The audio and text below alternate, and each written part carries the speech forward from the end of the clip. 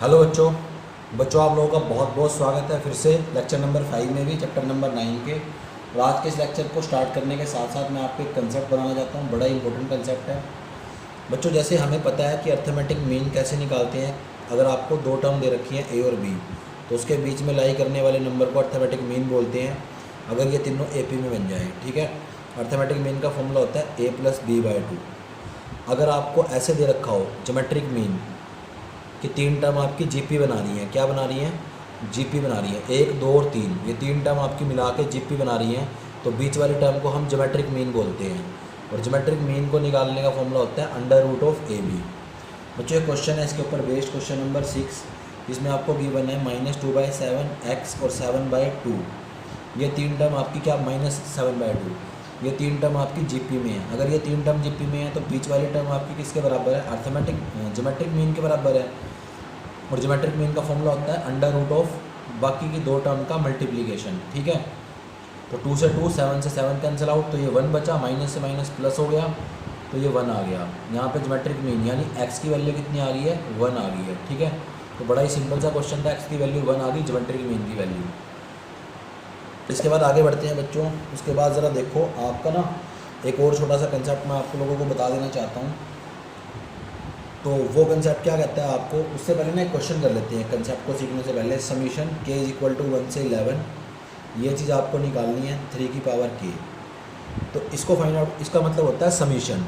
Summation k = 1 से लेकर 11 तक जा रहा है। तो कहने का मतलब क्या है कि आपने पहले k की वैल्यू 1 पुट करनी है इसके अंदर, फिर प्लस का साइन लगाना है, फिर एक वैल्यू इंक्रीज़ करनी है, k की वैल्यू 2 पुट कर दो, फिर प्लस का साइन लगाओ, और जब तक पुट करते जाओ जब तक 11 नहीं आ जाता।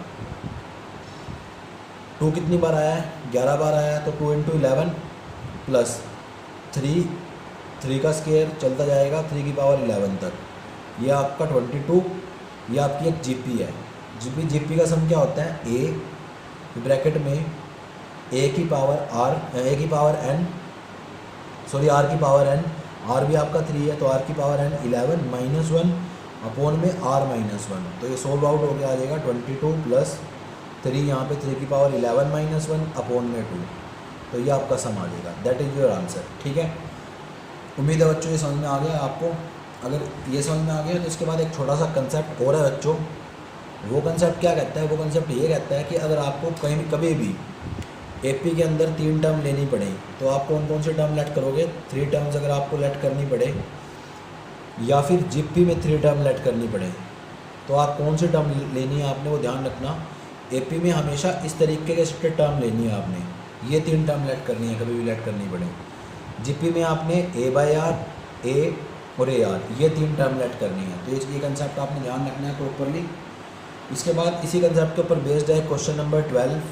तो क्वेश्चन नंबर 12 ज़रा देखो, 9.3 एक्सरसाइज का, उसमें आपको बोल रखा है 3 टर्म का सम 39/11 है। तो लेट कर लो 3 टर्म्स को,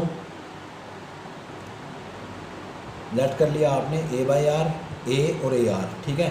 जीपी में लेट करना था तो लेट कर लिया। अकॉर्डिंग टू क्वेश्चन आपको क्या बोला हुआ है कि तीनों टर्म का सम कितना है, 39/10, और तीनों का प्रोडक्ट कितना है, 1।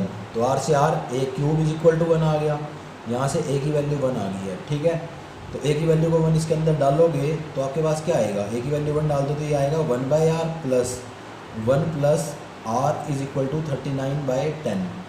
इसको आप अगर सोल्व आउट करते हो तो यहाँ पे मैं आगे सोल्व कर रहा हूँ इसको फर्दर, एलसीएम वगैरह लेके आएगा 1 + r + r² अपॉन में r = 39/10।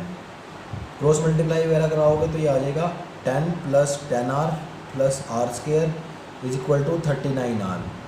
इधर लेके आओगे यहाँ पे 10 आएगा तो आ जाएगा 10r² - 29r + 10 = 0। ये क्वाड्रेटिक इक्वेशन है, इसको सोल्व कैसे करोगे जरा ध्यान से देखना। सोल्व करने का तरीका क्या है, 10r², 29 को आप लिख लो 25r - 4r + 10, इस तरीके से लिख लो तो आपकी सोल्व हो जाएगी ये। इसमें से आप 5 को कॉमन निकाल सकते हो, 5r कॉमन निकाल सकते हो। इस क्वाड्रेटिक को आपने सोल्व करना है, बस ये चीज़ ध्यान रखना। मेरे पास स्पेस कम है तो इस क्वाड्रेटिक को आपने सोल्व करना है। नेगेटिव 2 वैल्यू आएंगी आर की, एक ये आएगी, एक दूसरी वैल्यू आ जाएगी। तो तो जो ये वाली वैल्यू आएगी, फिर आपने ए को 1 रखना है, ए को 1 रखना है, यहाँ से भी 3 टर्म निकालनी है, यहाँ से भी 3 टर्म निकालनी है, तो वो आपका आंसर बनेगा। ठीक है, तो ये चीज़ ध्यान रखना है, ये सोल्व पूरा प्रॉपरली कर लेना आप, इन दो में से कॉमन निकाल लेना, इनमें से कॉमन निकाल लेना, बाय फैक्टराइजेशन इसको आपने कंप्लीट करना है। ठीक है बच्चों, तो इसके बाद नेक्स्ट क्वेश्चन हमारा है,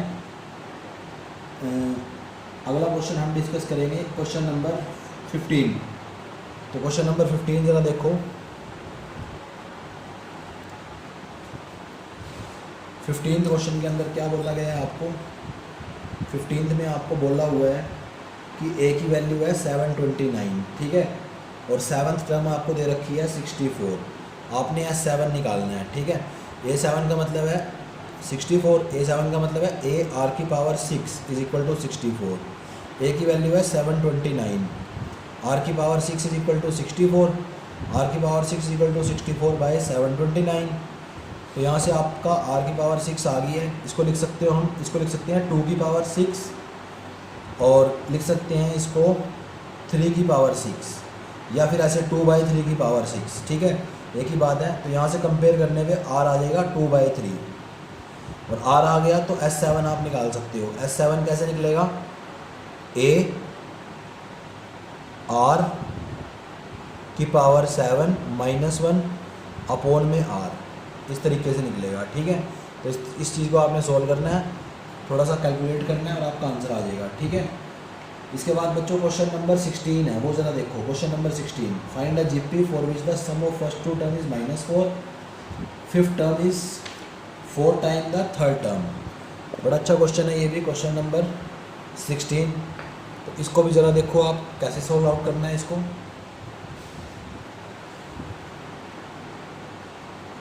इसमें हमें क्या गिवन है चेक करो, इसमें हमें दे रखा है कि सम ऑफ फर्स्ट 2 टर्म इज़ -4, पहले 2 टर्म का सम आपको दे रखा है -4 है। ठीक है, यानी A1 + A2 आपका -4 है, क्या रखा है fifth term is 4 time the third term.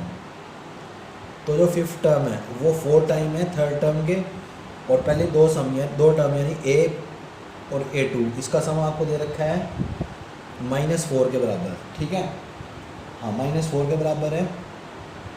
तो हमने निकालना क्या है, जीपी को फाइंड आउट करना है। ठीक है, तो फर्स्ट टर्म हम ए मान लेते हैं, सेकंड टर्म ए आर मान लेते हैं, कोई भी जीपी दे रखा है तो उसकी टर्म ए आर करके ऐसे मानते हैं। ठीक है, इस तरीके से मानते हैं। तो ये आपको -4 दे रखा है। फिफ्थ टर्म का मतलब है ए आर की पावर 4, फोर्थ टर्म का मतलब क्या है, फोर्थ टर्म का मतलब है थर्ड टर्म का मतलब है ए आर की पावर 2। ठीक है, ए से ए कैंसिल आउट कर दिया, कैंसिल आउट कर लो, ये आ जाएगा r square is equal to 4, r square से आर स्क्वायर कैंसिल आउट करके आर की वैल्यू आ जाएगी +-2। आर की वैल्यू को अगर आप 2 रखते हो, पहले आप आर की वैल्यू को 2 रखो, 2 रखते हो तो यहाँ से आपके पास ए आ जाएगा। 2 रख के जब आप सोल्व करोगे ए को कॉमन निकाल लो, ये 1 + 2 इज इक्वल टू -4, तो ए आ गया -4/3।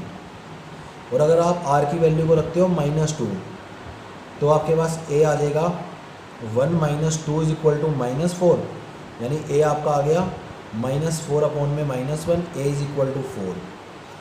ए आपका -4/3 भी हो सकता है, 4 भी हो सकता है। ठीक है, तो आपने क्या करना है इसके बाद फर्दर, ए आपका ये है, आर आपका ये है, एक एपी बना देनी है आपने।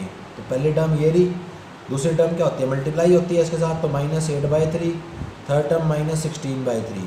तो या तो जीपी हमारी ये है, सॉरी जीपी बनानी है आपने, और या फिर जीपी आर को ये मानोगे ए ये निकलेगा, तो या फिर जीपी हमारी क्या है, या फिर हमारी जीपी है 4 - 8, और नेक्स्ट टाइम में 4 × -2 का स्क्वायर, तो 4 × -2 का स्क्वायर आ जाएगा 16। यहाँ पे भी आपने थोड़ा सा ध्यान देना है, थोड़ी सी गलती हो गई है,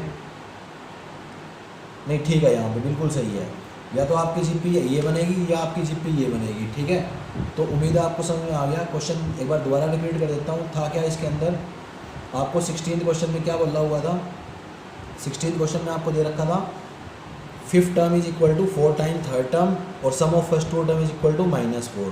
तो दोनों को सोल्व आउट किया, वहाँ से हमें एक बार आर की वैल्यू मिल गई, 2 वैल्यू मिली है, एक बार 2 मान ली, एक बार -2 मान ली, तो उसके टर्म उसके कॉरेस्पॉन्डिंग हमने ए निकाल लिया। ठीक है, बड़ा ईजी सा क्वेश्चन था। इसके बाद आपने क्वेश्चन नंबर 17 देखना है। ठीक है, क्वेश्चन नंबर 17 को देखने से पहले ना एक छोटा सा कंसेप्ट आपको और बता देता हूँ। कंसेप्ट क्या कहता है कि अगर आपको ये प्रूव करना हो कि 3 टर्म जीपी में है,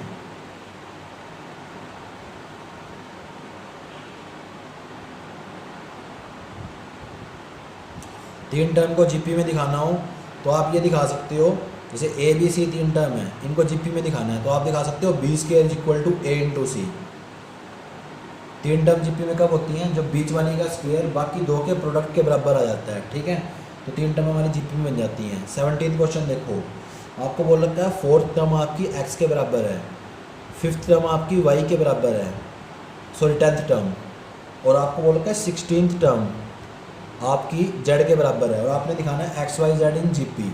तो आपका टू प्रूव क्या है? यहाँ पे टू प्रूव है x y z in GP. इसका मतलब क्या है? टू प्रूव का मतलब क्या है कि आपने दिखाना है y square is equal to x into z, ठीक है, यही दिखाना है। तो दिखाते हैं, इसका यूज़ करते हैं। 4 टर्म का मतलब A4 is equal to x है, 10 टर्म का मतलब A10 is equal to Y, A16 is equal to Z. A4 का मतलब A आर की power 3 is equal to X, A R की power 9 is equal to Y, A R की power 15 is equal to Z, ठीक है। तो आप क्या कर सकते हो, पहले आप लेफ्ट हैंड साइड उठा लो जिसको आपने प्रूव करना है, वो आपकी क्या है? Y square. तो वाई का स्क्वायर कर दो, ए आर की पावर 9 का स्क्वायर, तो ये बन जाएगा ए स्क्वायर आर की पावर 18। फिर आप राइट हैंड साइड उठा लो R H S. R H S आपकी किसके बराबर है? आर एच एस है एक्स इंटू जेड के बराबर। तो एक्स इंटू जेड उठा लो, एक्स कितना है? ए आर का क्यूब, और z कितना है? ए आर की power 15। Base same power add, base same power add. तो लेफ्ट हैंड साइड यहाँ से किसके बराबर आ गई है? राइट हैंड साइड के बराबर आ गई है। तो यानी कि आपका ये प्रूव हो चुका है, ये चीज़ प्रूव हो गई है, और ये चीज़ प्रूव होगी, इसका मतलब x y z are in GP, ठीक है बच्चों। तो उम्मीद है आपको ये बातें भी समझ में आ रही हैं। उसके बाद जो नेक्स्ट क्वेश्चन है हमारा, अगला क्वेश्चन हम करेंगे अभी फ़िलहाल के लिए, वो करेंगे क्वेश्चन नंबर 21, ठीक है। उसके बाद के क्वेश्चन मैं आपको कल की वीडियो में कराऊंगा, बाकी के क्वेश्चन बचे हुए। तो 2-3 दिन में ये चैप्टर कंप्लीट हो जाएगा 9th हमारा, ठीक है। ज़्यादा बड़ा बचा नहीं है, ज़्यादा चैप्टर जीपी है इसके अंदर, बाकी फिर मिसलेनियस है। तो इसके बाद देखो ज़रा क्वेश्चन नंबर 21। क्वेश्चन नंबर 21 में करना क्या है हमने, वो ज़रा आप देखो। बचे हुए क्वेश्चन भी कराए जाएंगे, चिंता मत करना, अभी कंसेप्ट के ऊपर बेस्ड नहीं है वो। तो बोलो 4 term find 4 number forming a GP geometric progression in which the third term is greater than the first by 9।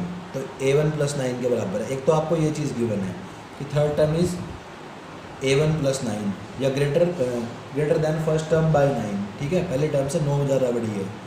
Second term is greater than the fourth term by 18, second term is greater than the fourth term. Second term बड़ी है किससे? 4 term से। कितना बड़ी है? 18 बड़ी है। दोबारा फिर सुनो, थर्ड टर्म आपकी कितनी बड़ी थी? फर्स्ट टर्म से 9 बड़ी थी। सेकंड टर्म आपकी 4 टर्म से 18 बड़ी है, ठीक है। 4 नंबर आपने जीपी में निकालने हैं। तो 4 नंबर कौन कौन से मानोगे? यही मानने हैं आपने, ए आर स्क्वायर और ए आर का क्यूब, ठीक है। ये 4 नंबर आपने जीपी में मान लिए हैं। तो ये आपको गिवन है। ए क्यूब कितना है आपका? A3 कितना है आपका? ए आर का स्क्वायर। A1 कितना है? A plus 9। यहाँ से A2 कितना है? A are. A4 कितना है? ए आर का क्यूब। यहाँ से आप इसको इस साइड ले आओ तो आ जाएगा A R minus A r का क्यूब इज इक्वल टू 18। यहाँ से आप ए को इस साइड ले आओगे तो ए आर का square minus a is equal to 9। A को कॉमन निकाल लो तो यह आएगा आर माइनस आर का क्यूब इज इक्वल टू 18। यहाँ से ए कॉमन निकालोगे तो r square minus 1 is equal to 9। ये फर्स्ट इक्वेशन है, ये सेकंड है। फर्स्ट और सेकंड को डिवाइड कर दो, फर्स्ट और सेकंड से डिवाइड करो तो क्या आएगा? A R square minus 1 upon में लेफ्ट हैंड से डिवाइड होएगी तो ये आ जाएगा हमारा 9 अपॉन में 18। तो 1/2 ए से ए कट गया, 2 उधर मल्टीप्लाई हुआ तो ये आ गया 2 आर स्क्वायर माइनस 2 और इस साइड आ गया आर माइनस आर का क्यूब, ठीक है। तो ये हमारी एक क्यूबिक इक्वेशन बनेगी। क्या बनेगी? एक क्यूबिक इक्वेशन बनेगी। इसको आपने फिर सिंप्लीफाई करना है, सोल्व करना है, ठीक है। तो ये हमारी क्यूबिक इक्वेशन बनेगी यहाँ से, ठीक है। तो आप इसको बड़े इजीली सिंप्लीफाई कर सकते हो क्यूबिक इक्वेशन को, ठीक है बच्चों। या फिर आप क्या कर सकते हो इसके अलावा आप इसको थोड़ा सा सिंप्लीफाई कर सकते हो। ये बनेगा आर स्क्र माइनस वन, नीचे से आप आर को कॉमन निकाल लो तो वन माइनस आर स्क्र बन गया इज इक्वल टू 1/2, ठीक है। फिर आप माइनस को भी कॉमन निकाल सकते हो, तो माइनस कॉमन निकालोगे ऊपर आर स्क्र माइनस वन, नीचे आर माइनस का, और ये बन गया r square minus one is equal to 1/2। ये आपस में कैंसिल आउट हो गए। क्यूबिक से ज़्यादा अच्छा है ये चीज़ सोल्व करना। आर की वैल्यू आ जाएगी -2 के बराबर, ठीक है। आर की वैल्यू आपके पास आ गई। इस आर की वैल्यू को आप यहाँ पे डाल सकते हो इस फर्स्ट इक्वेशन के अंदर, तो -2 को आप यहाँ पे डाल सकते हो, वो 4 - 1 3 बनेगा। 3 से डिवाइड करके ए की वैल्यू भी 3 आ जाएगी। ए की और आर की वैल्यू आने के बाद आप ये सारी टर्म फाइंड आउट कर सकते हो, ठीक है बच्चों। तो उम्मीद है आपको ये सारी बातें समझ में आ रही हैं कि आर कैसे निकालने हैं, फिर ए कैसे निकालना है फर्स्ट टर्म में आर को डाल के, फिर आपने चारों टर्म कैसे बतानी है। तो आज की आपकी वीडियो को देखने के बाद आपका होमवर्क है क्वेश्चन नंबर 1 से लेकर के 10 तक तो आपके हो चुके हैं, 11 तक हो चुके हैं, बल्कि 12 तक हो चुके हैं, 13वां भी हो चुका है, 14th भी हो चुका है, 15th भी हो चुका है, 16th भी, 17th, तो 1 to 17 और साथ में क्वेश्चन नंबर 21। तो ये आपका होमवर्क है आज की इस वीडियो को देखने के बाद बच्चों। तो होमवर्क आपने ज़रूर करना है, नोट्स आपने रेगुलर बनाते रहना है, ठीक है बच्चों। तो वीडियो को देखने के लिए आपका बहुत बहुत धन्यवाद। Thank you, thanks a lot.